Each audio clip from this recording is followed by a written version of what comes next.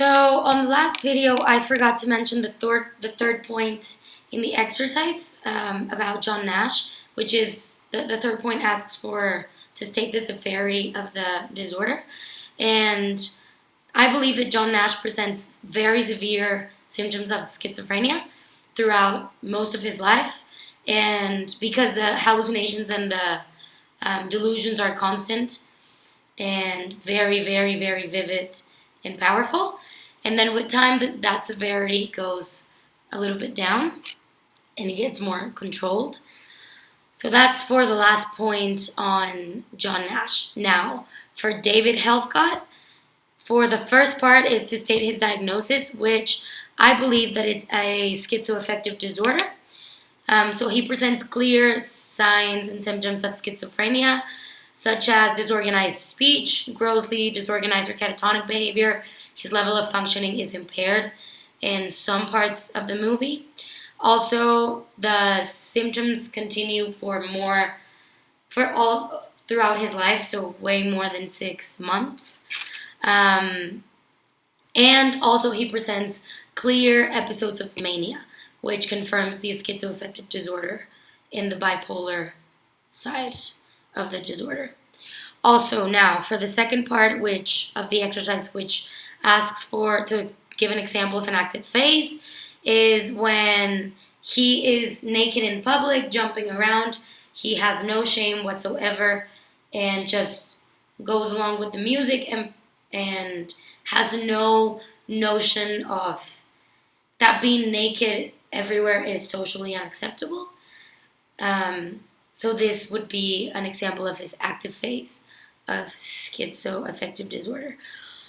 That's for part A of the second part of the exercise. For part B, it asks to give examples of the principles of reality and pleasure principles.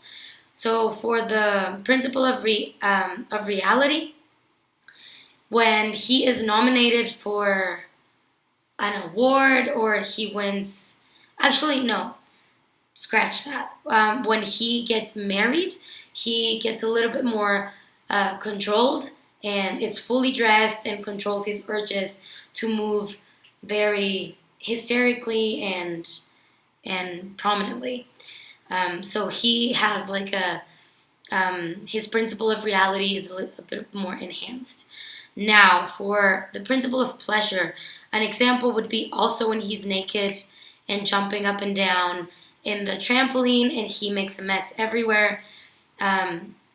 He decides not to follow the ego and just let go of the id and put aside reality and just lets go of all those urges and follows the principle of pleasure strictly. And then for the third part of the exercise, it asks to present if it's severe or not, or how severe it is. And I believe that his symptoms are severe, somewhat severe, in a sense that his speech is very disorganized at one point, but also towards the end of the movie, his symptoms get a little bit more regulated and the speech is not so disorganized. What else? Also, I would say severe because he presents clear episodes of mania constantly, even though he's able to function and is able to have a wife and continue with his music. He gets episodes of mania where he cannot control his urges to make a mess and jump up and down everywhere. So for that, I would say that his symptoms of schizoaffective disorder are severe. And that is it for